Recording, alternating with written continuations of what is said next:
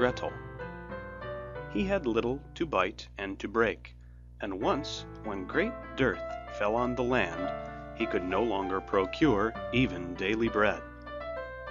Now, when he thought this over by night in his bed, and tossed about in his anxiety, he groaned and said to his wife, "What's to become of us? How are we to feed our poor children when we no longer have anything, even for ourselves?"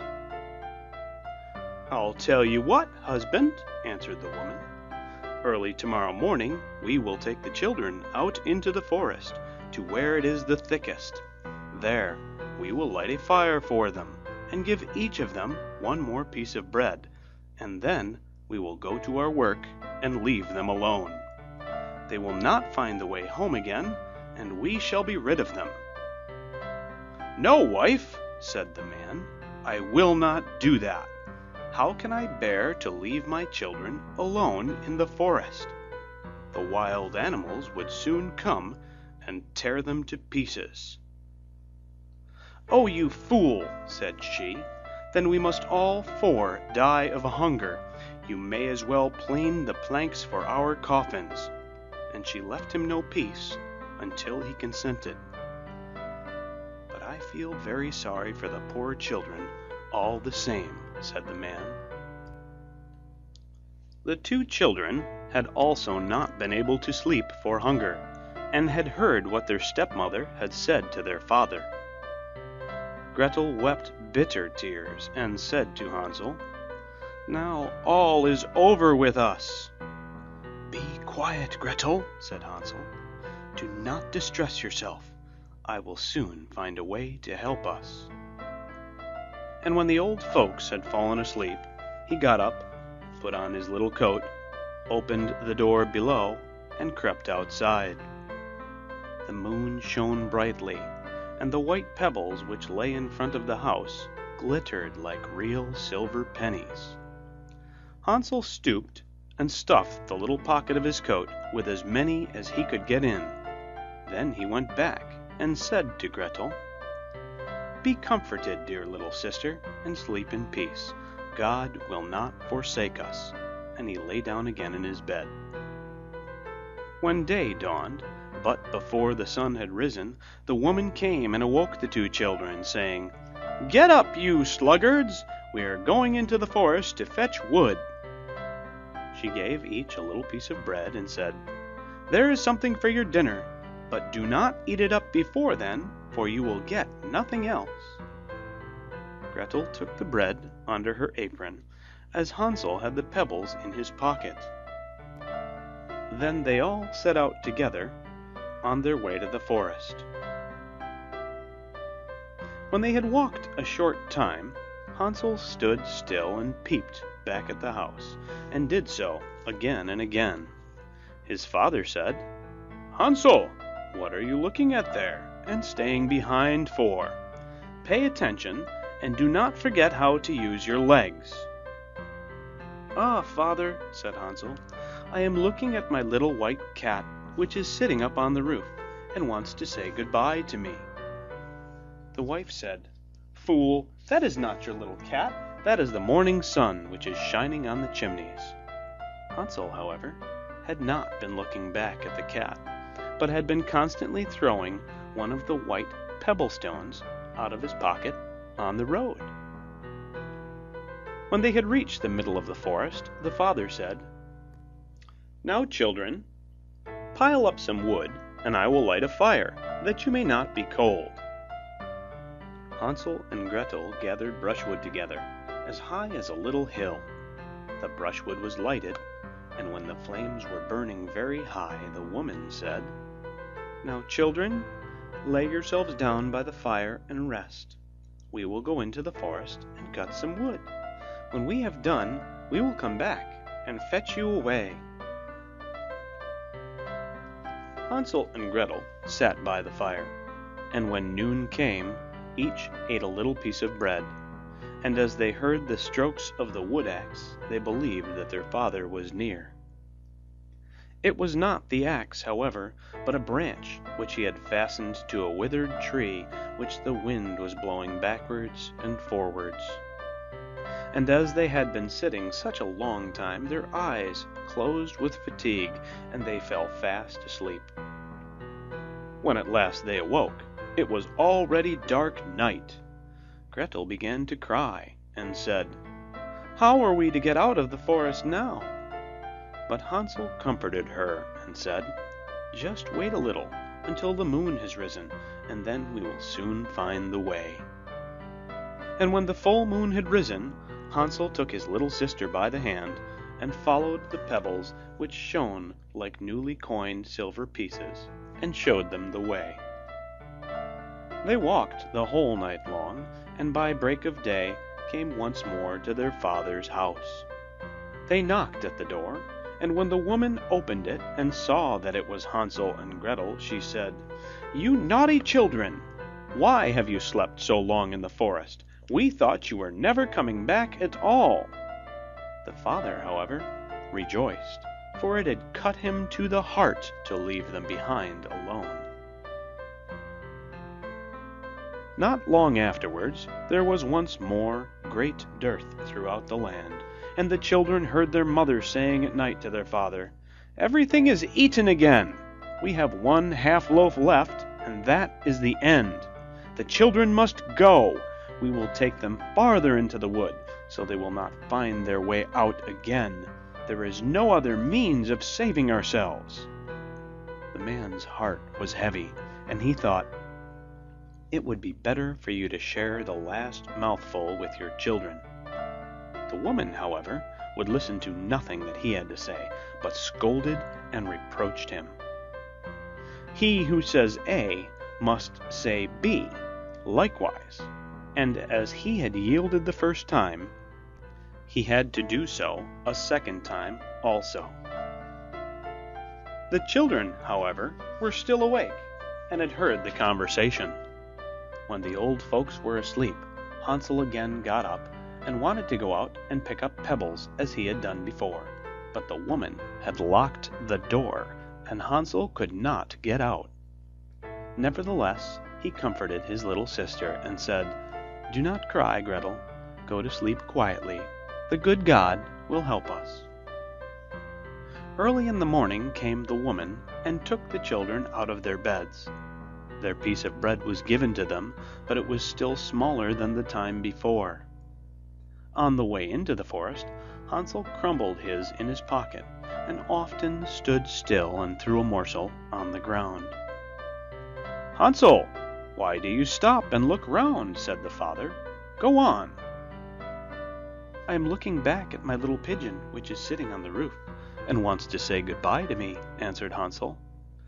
"Fool," said the woman, "that is not your little pigeon, that is the morning sun that is shining on the chimney." Hansel, however, little by little, threw all the crumbs onto the path. The woman led the children still deeper into the forest, where they had never in their lives been before.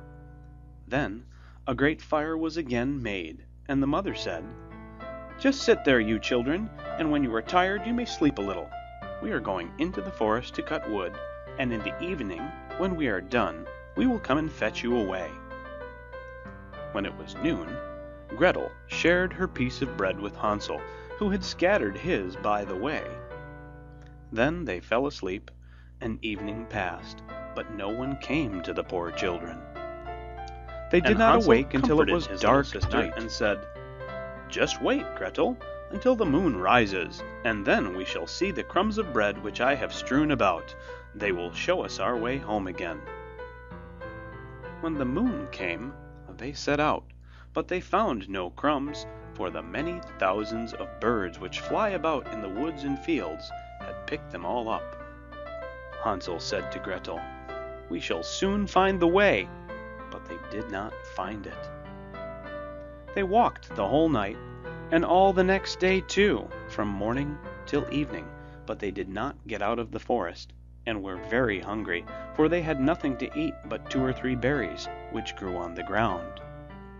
And as they were so weary that their legs would carry them no longer, they lay down beneath a tree and fell asleep. It was now 3 mornings since they had left their father's house. They began to walk again, but they always came deeper into the forest, and if help did not come soon, they must die of hunger and weariness. When it was midday, they saw a beautiful snow-white bird sitting on a bough, which sang so delightfully that they stood still and listened to it. And when its song was over, it spread its wings and flew away before them, and they followed it until they reached a little house, on the roof of which it alighted. And when they approached the little house, they saw that it was built of bread and covered with cakes, but that the windows were of clear sugar. "We will set to work on that," said Hansel, "and have a good meal. I will eat a bit of the roof, and you, Gretel, can eat some of the window. It will taste sweet." Hansel reached up above and broke off a little of the roof to try how it tasted, and Gretel leant against the window and nibbled at the panes. Then a soft voice cried from the parlor, "Nibble, nibble, gnaw. Who is nibbling at my little house?" The children answered, "The wind, the wind, the heaven-born wind," and went on eating without disturbing themselves. Hansel, who liked the taste of the roof, tore down a great piece of it, and Gretel pushed out the whole of one round window pane, sat down, and enjoyed herself with it. Suddenly the door opened, and a woman as old as the hills, who supported herself on crutches, came creeping out. Hansel and Gretel were so terribly frightened that they let fall what they had in their hands. The old woman, however, nodded her head and said, "Oh, you dear children, who has brought you here? Do come in and stay with me. No harm shall happen to you." She took them both by the hand and led them into her little house. Then good food was set before them, milk and pancakes with sugar, apples, and nuts. Afterwards, 2 pretty little beds were covered with clean white linen, and Hansel and Gretel lay down in them and thought they were in heaven. The old woman had only pretended to be so kind. She was in reality a wicked witch who lay in wait for children, and had only built the little house of bread in order to entice them there. When a child fell into her power, she killed it, cooked and ate it, and that was a feast day with her. Witches have red eyes and cannot see far, but they have a keen scent like the beasts, and are aware when human beings draw near. When Hansel and Gretel came into her neighborhood, she laughed with malice and said mockingly, "I have them! They shall not escape me again." Early in the morning, before the children were awake, she was already up, and when she saw both of them sleeping and looking so pretty with their plump and rosy cheeks, she muttered to herself, "Now that will be a dainty mouthful." Then she seized Hansel with her shriveled hands, carried him into a little stable, and locked him in behind a grated door. Scream as he might, it would not help him. Then she went to Gretel, shook her till she awoke, and cried, "Get up, lazy thing! Fetch some water and cook something good for your brother. He is in the stable outside, and is to be made fat. When he is fat, I will eat him." Gretel began to weep bitterly, but it was all in vain, for she was forced to do what the wicked witch commanded. And now the best food was cooked for poor Hansel, but Gretel got nothing but crab shells. Every morning the woman crept to the little stable and cried, "Hansel, stretch out your finger that I may feel if you will soon be fat."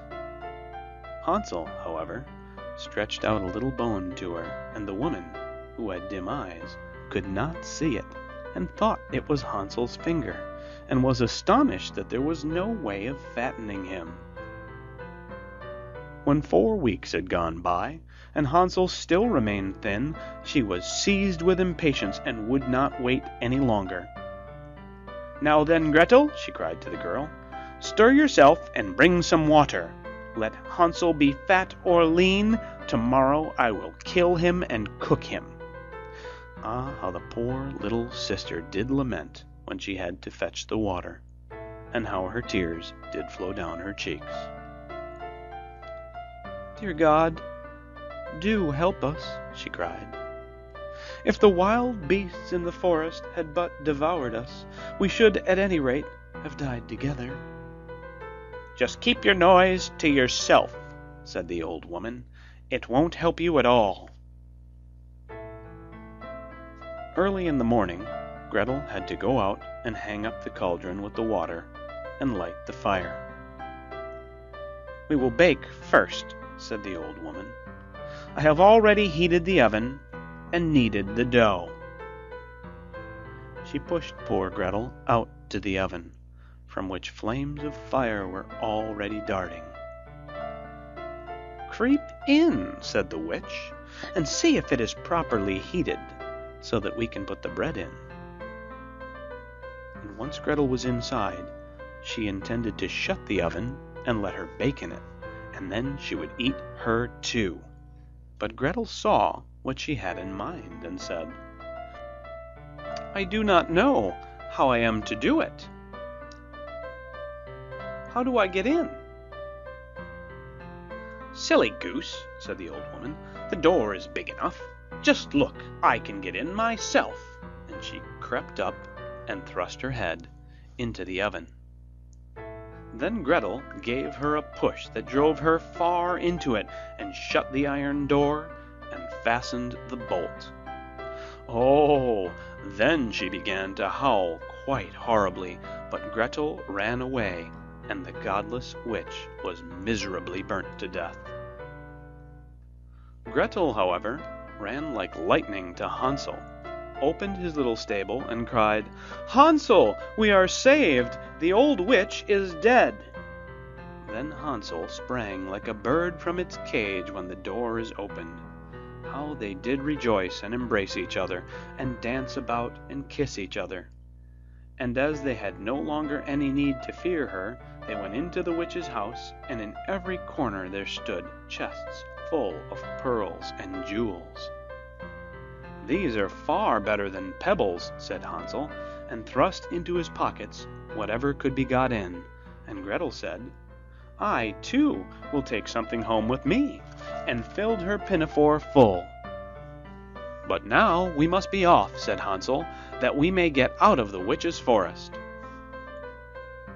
When they had walked for 2 hours, they came to a great stretch of water. "We cannot cross," said Hansel. "I see no footplank and no bridge."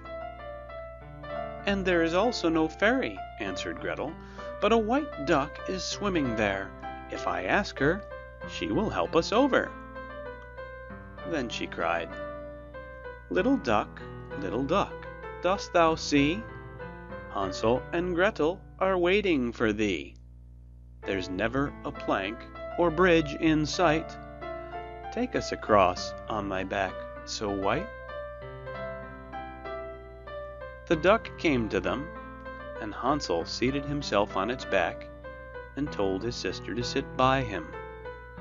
"No," replied Gretel, "that will be too heavy for the little duck. She shall take us across one after the other."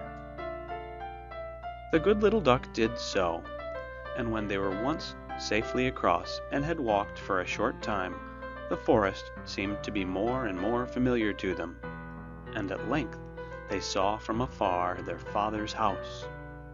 Then they began to run, rushed into the parlor, and threw themselves round their father's neck.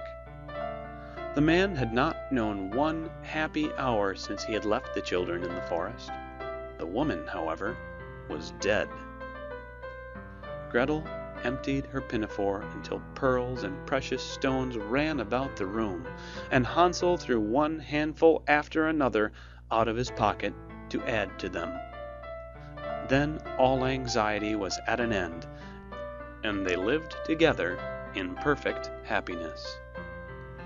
My tale is done. There runs a mouse. Whosoever catches it may make himself a big fur cap out of it. End of Hansel and Gretel.